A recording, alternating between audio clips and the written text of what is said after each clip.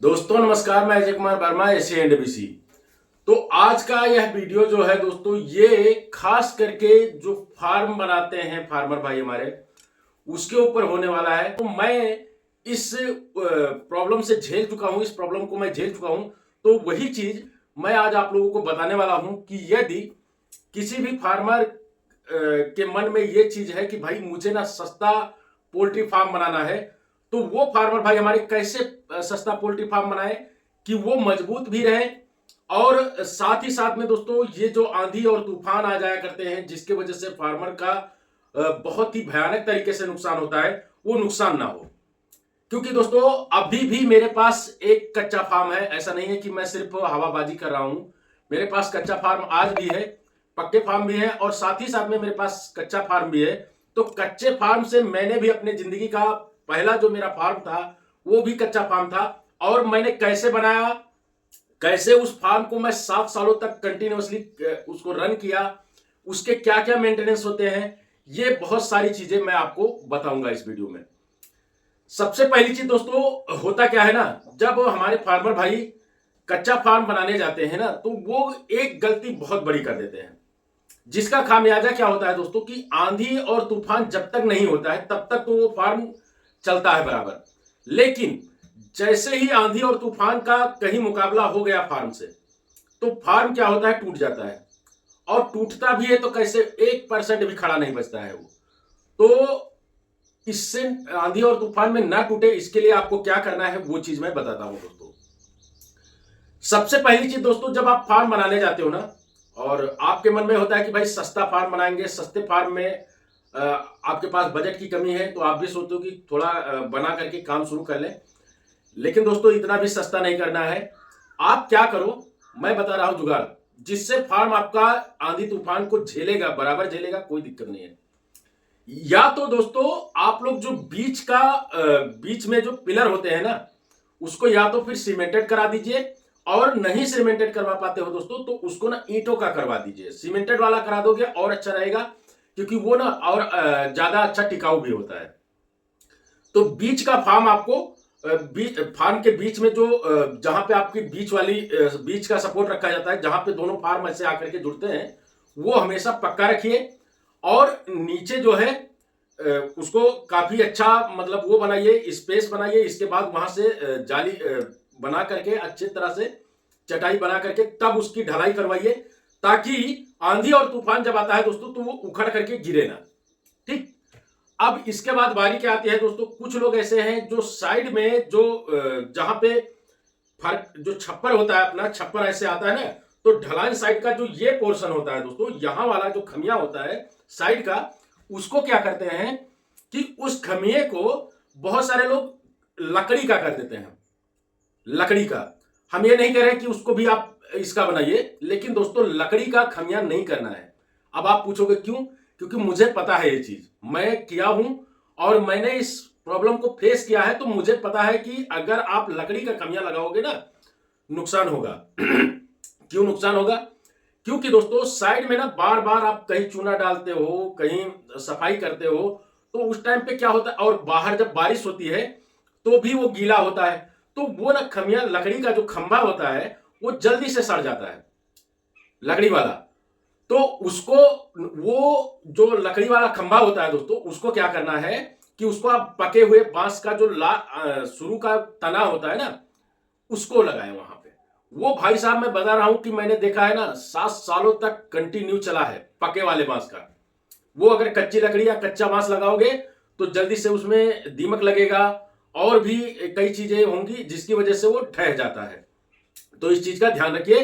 और हाँ, उसको ना नीचे से जैसे आपने उसमें ड्रिल किया, ड्रिल करने के बाद जैसे बांस बांबू डालते हैं उसमें, तो उसमें क्या करो कि थोड़ा सा सीमेंट और गिट्टी और ये सब जो होता है ना, जैसे अपन लोहे का पाइप जाम कराते हैं, उस तरह से उसको भी जाम करा दो। ठीक है दोस्तों। अब ये तो हो गया नीचे का जो फाउंडेशन बनेगा, नीचे का जो फ्रेम बनेगा, उसकी बात हो गई। अब बारी आती है ऊपर जो शेड की। तो उसमें कुछ लोग ऐसा करते हैं दोस्तों कि वो ना सिर्फ फर्मा बन गया, फर्मा बनने के बाद में चटाई डाल दिए, चटाई डालने के बाद में ऊपर से पर्दा डाल, पल्ली बहुत सारी मार्केट में उपलब्ध है, उनको ला करके डाल दिया उन्होंने। और डालने के बाद क्या किया कि उन्होंने उसको बोल दिया कि भाई अब ठीक है। लेकिन जब कभी आंधी तूफान आता है दोस्तों, तो पर्दा जो ऊपर पल्ली डालते हो, इसको ये क्या होता है, बहुत ही जल्दी धूप लगने की वजह से खराब हो जाती है। या तो फिर आप उस टाइप का लीजिए जो धूप का सामना कर सके। वो थोड़ा महंगा आता है, क्योंकि मुझे पता है दोस्तों, मैं पर्दे का काम भी करता हूं, तो मैं जानता हूं कि कौन सा पर्दा कितना धूप को रोक सकता है। उसको डालिए, फिर उसके ऊपर ना कुछ पुआल वगैरह डाल करके फिर रस्सी से उसको बंधवा दीजिए। ये काम अगर आप करते हो, बहुत जबरदस्त चलेगा। या फिर एक ऐसे टेक्निक से उसको बनाया जाता है दोस्तों, जैसे कि मेरे वीडियो को अगर पहले किसी ने देखा होगा तो उनको मालूम होगा। उसी के बीच में पहले आप क्या होता है कि पहले उसका ठठरी बनता है, जिसको ठाठ बोलते हैं। उसके बाद उसके ऊपर से ये बन जाता है, वो पल्ली पड़ जाती है, जो पर्दा होता है जो साइड में लगाते हो, इसको डाल दो, या उसका विशेष आता है तो उसको लगवा दीजिए। उसके ऊपर से वो बांधते हैं, तो उस तरीके से भी आप कर सकते हो। अच्छा, एक चीज और बता दें दोस्तों, जो एकदम लास्ट वाला ऊपर वाला भाग होता है ना, जहां पे दोनों छप्पर आकर के मिलते हैं, इस लाइन पे और इस लाइन पे, इस लाइन पे हमेशा आप ना एक वायर आता है, तार आता है, जो उसका होता है एल्युमिनियम वाला। एल्युमिनियम के तार से उसको बंधवाइए, ना कि प्लास्टिक की डोरी से बंधवाइए, क्योंकि वो ना सबसे ज्यादा धूप उसको लगती है, और धूप लगने की वजह से दोस्तों वो बहुत जल्दी खराब हो जाता है। तो हमेशा ऊपर वाला एल्युमिनियम तार से बनवाइए, देखिएगा दोस्तों काफी अच्छा टिकाऊ रहेगा। अगर आप छप्पर बनवा रहे हो तो छप्पर को थोड़ा सा मोटा करवाइए, थोड़ा मोटा होना चाहिए, और बीच के जो सपोर्ट होते हैं दोस्तों, उस सपोर्ट को काफी बेहतर रखिए। अब इसके बाद बारी आती है दोस्तों कि भाई आंधी और तूफान में ये जो अटैक होते हैं उससे कैसे बचाया जाए।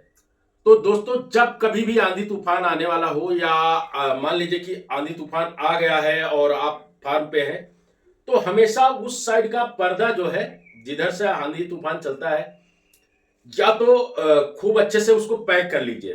पैक करके बाहर की रस्सियां होती हैं, जैसे जो मैं पर्दा भेजता हूं दोस्तों, जिसके जो हम लोगों ने खुद डिजाइन करके बनवाया है, उसमें क्या होता है, आप नीचे से ही चढ़ा सकते हो उसको, नीचे से जितना चाहो उतना ऊपर तक, हाइट तक ले जा सकते हो, और फिर वो पूरी तरीके से सेफ हो जाता है। तो आंधी जो आती है दोस्तों, अगर आपका पर्दा नहीं खुला तो फार्म के अंदर हवाएं नहीं जा पाएंगी। अगर पर्दा खुल गया तब तो उसके अंदर दबा के हवा घुसेगी और दिक्कत होगा। तो इस चीज का ध्यान रखिए, हमेशा साइड वाला जो ये लगाते हो। और हाँ, जो आप दीवार की चुनाई करवाते हो, उस दीवार की चुनाई में ना जो नीचे से खंबा आता है, उस खंबे को प्रॉपर सीमेंट से पैक करवाओ। सीमेंट से जब पैक कराओगे दोस्तों ना, तो उसमें मिट्टी ना लगने की वजह से वो जल्दी खराब नहीं होगा। इन सारी चीजों का ध्यान रखिए। और आप लोग मैं ये कहना चाहूंगा दोस्तों कि जब बारिश का महीना आए तो सभी फार्मर भाई जिनके फार्म कमजोर हैं दोस्तों, वो लोग ना क्या करें कि वो लोग अगर उनको ये है कि भाई हमारे फार्म अभी नाजुक हैं और इस तरह का सिचुएशन नहीं झेल पाएंगे, तो वो लोग खास करके इस महीने में जब आंधी और तूफान ज्यादा चलता है, उस टाइम पे वो लोग इसका इस्तेमाल अपने फार्म का इस्तेमाल ना करें, बंद कर सकते हैं। वरना दोस्तों, जैसे कि यहाँ पे आप वीडियो में देख पा रहे हैं कि इतना सारा नुकसान हुआ है फार्मर का, इस तरह के नुकसान से बचाने के लिए अपने फार्म को आप ना चलाइए। नहीं तो अगर आपको लगता है कि हाँ फार्म हमारा चल सकता है तो आप चलाइए, लेकिन अगर आंधी तूफान के चपेट में आया कहीं, तो आपकी सालों की मेहनत बर्बाद हो जाएगी दोस्तों। और अगर आपका फार्म टूटा या गिरा या कुछ भी हुआ, तो उसमें सबसे ज्यादा नुकसान आपका ही होना है। फार्म बनाते समय बहुत सारी चीजों का ध्यान रखना ही पड़ता है दोस्तों। तो मैं नहीं चाहूंगा कि कोई भी दर्शक भाई इतना सस्ते के चक्कर में अपना नुकसान कर ले, क्योंकि नुकसान होने के बाद, अभी मैं बताऊं दोस्तों, एक बंदे हैं जो जिनका फार्म गिरा, उस दिन सांत्वना देने के लिए तो सब लोग खड़े हो गए, और बाद में ना उनका सारा कुछ क्रेडिट पे काम हो रहा था। बाद में इतने सारे लोग आ गए उनसे असूली के लिए। अब वो बेचारे क्या करें, उनको खुद ही नहीं समझ में आ रहा है। उन्होंने कहा कि सर अब क्या करें। हमने कहा भैया ये तो आपका ही मैटर है। और एक्चुअली देखिए, आपका सारा का सारा चला जाता है जब दोस्तों, तब उसमें कोई मदद नहीं कर पाता है, क्योंकि 10, 20, 50 हजार तक का किसी का जरूरत होता है तो सब लोग दे सकते हैं। लेकिन अब ये सोचिए कि आपकी पूरी 3,000 की बैच का नुकसान हो जाए, तो डीलर भी आपको नहीं बख्शेगा, क्योंकि डीलर ने तो भाई सामान दिया है तो उसको तो चाहिए ही चाहिए पैसा। तो इसलिए कभी भी अगर आपका फार्म डैमेज है या किसी भी तरीके से गड़बड़ हो सकता है, तो आप इन 2-3 महीने में जब आंधियां बहुत तेज चलती हैं उस टाइम पे फार्मिंग बिल्कुल ना करें। धन्यवाद।